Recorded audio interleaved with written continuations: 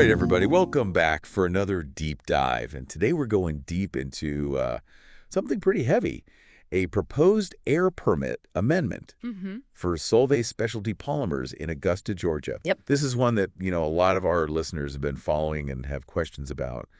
And we're going to try to break down some of the technical stuff, figure out how it could impact folks who live in Richmond County. Right. And then, there's some controversy surrounding the public comment period. Right. So we've got three sources here. The draft permit amendment itself, Yeah. the public notice, and then we've got a narrative Okay. that tries to sort of fill in some gaps. Right. This is, a bit of a technical document dump here. Oh, yeah. But don't worry, you've got our expert here to help us make sense of it all. Well, and I think, it's really interesting what we're seeing in these documents is that there's a potential impact here on the day-to-day lives of people who live in Richmond County. Absolutely. So let's start there. Paint us a picture. What's going on at Solvay? Well, Solvay is one of these, major players in the world of polymers. They produce all kinds of materials that are used in everything from batteries to airplanes. Wow. And this particular permit amendment focuses on their plans to construct and operate a new production line. Okay. They're calling it the sarsaparilla process. Sarsaparilla process. Huh. Okay, that sounds a little more whimsical than I would have imagined for a chemical plant. Right. What's the big deal with this new process? So the sarsaparilla process, it's designed to produce two things. Okay. Vinylating to fluoride, that's also known as VDF, that's an intermediate product, and then polyvinylidene fluoride, or PVDF, that's the final product. Got it. And these are, high-performance polymers used in a variety of applications. Yeah. But to create these products, they need to use this raw material called HCFC 142B. Okay. And it's a halo alkane, and that'll be important later. But all right, we'll come back to that. I'm already seeing dollar signs, seeing economic growth for the area, but something tells me there's more to the story here. Right. What about the environmental side of things? Well, that's where this permit amendment comes in. It outlines some modifications to Solvay's existing air permit. Okay. And it projects some pretty substantial increases in various emissions as a result of this new process. Okay, hold on. I got to grab my my dictionary of environmental acronyms. Yeah. Because we're talking VOCs, NOx, COPM, and all different kinds SO2. Oh, yeah. It's enough to make your head spin. Yeah, you need a translator. So can you give us a plain English breakdown of what these pollutants actually are? Sure. And what kind of impact they could have on the folks who live in Richmond County? Yeah, so let's start with VOCs. Okay. That stands for volatile organic compounds. All right. And these are chemicals that evaporate easily. Okay. And they can contribute to the formation of smog. So for residents, that could mean more respiratory problems, especially for people with asthma or other lung conditions. So summer evenings enjoying the outdoors might become a little more challenging. Well, that's a real possibility, unfortunately. Yeah. Okay, what about no cooks? So no cokes, that's nitrogen oxides. Okay. And those also contribute to smog. Okay. But they can also play a role in forming acid rain. Yikes. Which can be harmful to forests, lakes, and even buildings. Acid rain. That sounds pretty harsh. It is. Right, so what about CO? CO, that's carbon monoxide. Okay. It's a colorless, odorless gas that can be deadly at high concentrations. Scary. Yeah, and the permit does project an increase in CO emissions, which is definitely a concern for worker safety at the facility. Okay, that's a scary thought. Yep. And then what about all the different types of PM? Right. What is it that people should know about particulate matter? Yeah, so particulate matter, it's essentially just tiny particles in the air.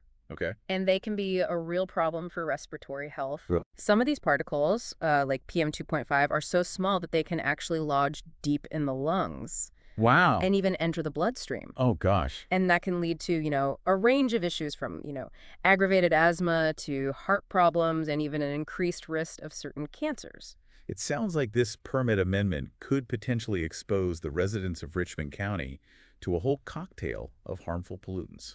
Well, yeah, there's a lot in here. Is there anything else on that list? Yeah, so the permit also projects an increase in SO2 emissions. That's sulfur dioxide. Got it. And that's another major contributor to acid rain and can also irritate the lungs. So it seems like there's a lot at stake here for the health and well-being of the Richmond County community. Absolutely. What about the public's opportunity to weigh in on all of this? What does the permit say about the comment period? Well, that's where things get a little concerning. Okay. The public comment period for this amendment began on November 20th, 2024. Okay. and it was initially set to end on January 3rd, 2025. Wait, January 3rd? This just a couple of days after New Year's. Exactly. It seems like they're scheduling this comment period, Right. right smack dab in the middle of the holiday season. Right, in the holidays, yeah. That seems awfully convenient for Solvay, wouldn't you say? Well, yeah, it's... I mean, it's almost as if they're hoping people would be too busy with, holiday festivities Yeah. to really pay attention to a dense technical document about air pollution. It certainly raises some questions Yeah. about transparency and, whether they're really interested in community input. Right. Maybe hoping it would just slip through unnoticed. Yeah. But there is some good news. It sounds like Solvay may have tried to pull a fast one here and bury this permit amendment under a pile of holiday wrapping paper. Yeah. But thankfully, it seems like somebody was paying attention. Right. So what happened next? So that's where Healthy Communities Augusta comes in. Okay. They're a local advocacy group. Got it. And they've been, keeping a close eye on industrial activities in the area. Right. And they quickly recognize the potential risks associated with this permit amendment. Yeah. And this, kind of suspicious timing of the comment period. Yeah, good for them. What did they do about it? Well, they sprang into action. Okay. They launched this public awareness campaign Right. to alert residents about the permit amendment. Yeah. And this, very limited time, they had to voice their concerns. Right. They organized community meetings. Yeah. They contacted local media outlets, Great. used social media to spread the word. That's amazing. It's so heartening to see a community group stepping up like that to hold a major corporation accountable. It is. So did their efforts pay off? They did. They absolutely did. Okay. Thanks to their tireless work and the community's response, Healthy Communities, Augusta, they managed to get the comment period extended. Right. It's now open until sometime in February. That is a huge win for the community. It is. It gives residents a real chance to make their voices heard. And, potentially influence the outcome of this whole permit amendment process. Absolutely. But let's be realistic. Reviewing these technical documents Yeah. can be pretty intimidating. It can be, yeah. What advice would you give to someone who wants to submit a comment, Right. but, they're not really sure where to start? Well, I would say focus on the things that matter most to you Okay. as a resident of Richmond County. Right. Think about how these potential increases in emissions Yeah. could impact your daily life, your health, the well-being of your family. So personalize it. Make it real for people. Exactly. What are some specific questions or concerns that people might want to raise? So for starters, they could ask about the monitoring and reporting requirements. Okay. Will Solvay be required to regularly track and report their emissions of these pollutants? Right. And will that data be made public? So not just taking Solvay's word for it, Right. but, making sure that there's some transparency and accountability there. Yep. Okay, what else? People might also want to question the adequacy of the emission limits that are proposed in the permit. Right. Are those limits stringent enough to protect public health? Right. Are they in line with, best practices in the industry? It's about pushing Solvay to go beyond the bare minimum and prioritize the health of the community. Exactly. Okay, good. Anything else? Yeah. Another important point to raise is the issue of enforcement. Okay. What happens if Solvay exceeds those emission limits? Right. Are there, significant penalties in place Yeah. to deter violations? So making sure there are real consequences if Solvay doesn't play by the rules. Exactly. This is all starting to feel a little bit like David versus Goliath. It is. A small community group taking on this giant corporation. Right. But what you're saying is that even these seemingly small voices Right. can make a big difference when they come together. Absolutely. The extension of the comment period is proof of that. It shows that when a community unites and speaks up, Right. it can actually influence decisions Yeah. that directly impact their lives. That's pretty empowering. It is. It gives me hope that we're not just at the mercy of these big companies, Right. that we can actually have a say in what happens in our own backyards. Absolutely. But speaking of the backyards, let's zoom in on Richmond County specifically. Okay. Are there any,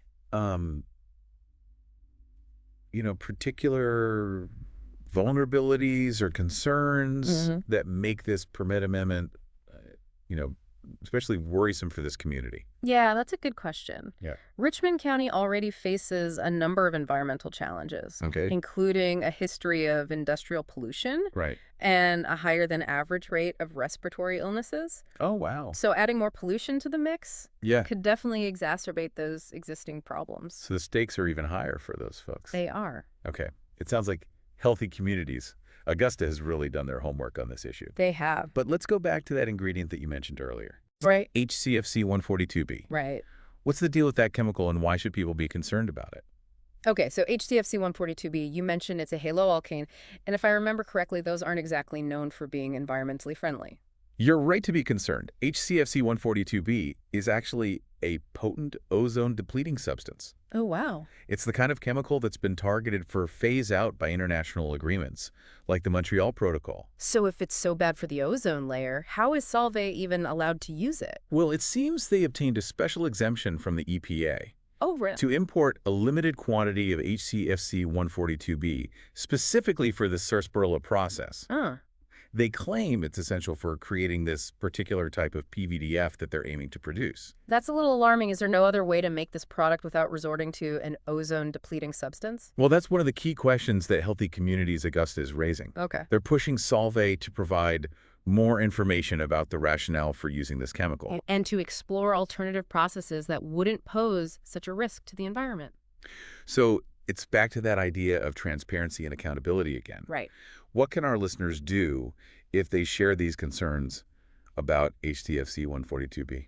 I would encourage them to specifically address this issue in their comments to the EPA. Okay. They can ask for more details about the exemption that was granted to Solvay. Yeah. They can question the necessity of using this chemical and urge the EPA to prioritize the use of environmentally friendly alternatives.